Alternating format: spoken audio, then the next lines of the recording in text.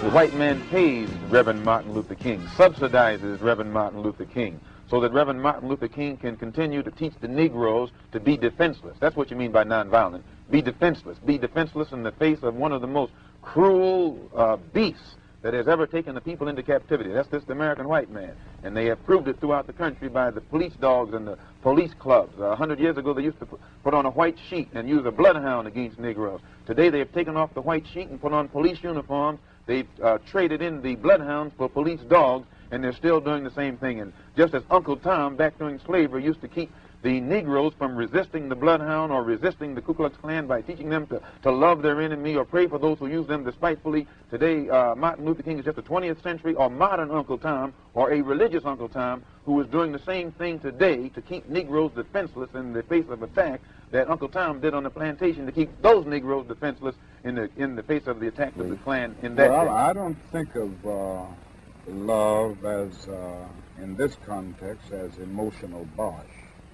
I don't think of it as a weak force, but I think of love as something strong and that organizes itself into powerful direct action. Now, this is what I tried to teach in the struggle in the South, that we are not engaged in a struggle that means we sit down and do nothing. That there's a great deal of difference between non-resistance to evil and non-violent resistance. Non-resistance leaves you in a state of stagnant passivity and deadened complacency, wherein non-violent resistance means that you do resist in a very strong and determined manner. And I think some of the criticisms of nonviolence, or some of the critics, fail to realize that we are talking about something very strong, and they confuse non-resistance with nonviolence. The goal of Dr. Martin Luther King is to give Negroes a chance to sit in a segregated restaurant beside the same white man who had brutalized them for 400 years. The goal of Dr. Martin Luther King is to get Negroes to forgive the people who have brutalized them for 400 years by lulling them to sleep and making them forgetting what those whites have done to them. But the masses of black people in America today don't go for what Martin Luther King is putting down. As you said in one of your articles, it's psychologically insecure, or something of that sort. I forget how you put it. But you didn't endorse what Martin Luther King was doing yourself. I do not reject his goals of full integration and full equality rights for American citizens. Do you reject these goals? If you don't think that he's walking on the right road, I'm quite sure you don't agree that he'll get to the right place. And if you would classify his method as psychologically unrealistic, I think that if a man's method is psychologically unrealistic, which means the road or the means or the method that he's using, I think as a psychologist, you'd be very doubtful that he would reach the right. If anyone has ever lived with a nonviolent movement in the South, from Montgomery on through the Freedom Rides and through the sit-in movement and the recent Birmingham movement, and see the reactions of many of the extremists and reactionaries in the white community, he wouldn't say that this movement makes, or this philosophy makes them comfortable. I think it arouses a sense of shame within them often, in many instances. I think it does something to touch the conscience and establish a sense of guilt. Now, so often people respond to guilt by engaging more in the guilt-evoking act in an attempt to drown the sense of guilt.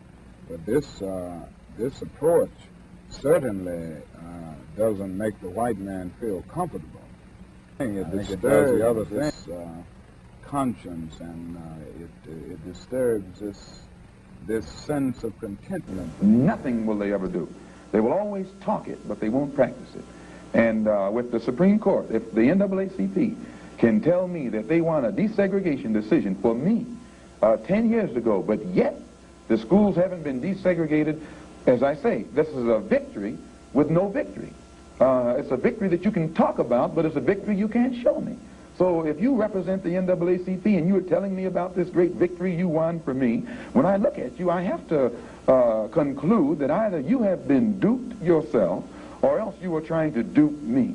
And in most instances where the civil rights struggle is involved, there is no civil rights leader can point to me one concrete gain practical gain that black people have made in the civil rights field in this country, not only during the past 10 years, but during the past 100 years. I don't think there's any real organization to the riots. I think they grow out of the conditions that I've mentioned all along.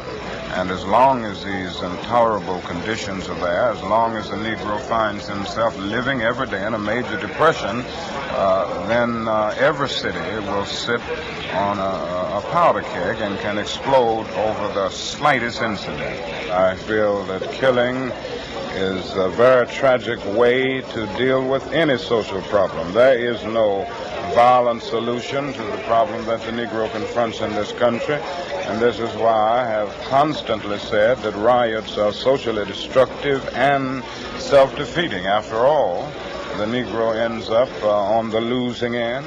We can't win a violent revolution. Most of the persons killed in riots are Negroes themselves. The persons who end up not being able to get milk for their children are Negroes because things where they have to live are destroyed. So there's no practical or moral answer in the realm of violence to the Negro's problem. But I do understand the sociological, the psychological, and the economic reasons. The problem can be solved. First, the white man and the black man have to be able to sit down at the same table. The white man has to feel free to speak his mind without hurting the feelings of that Negro.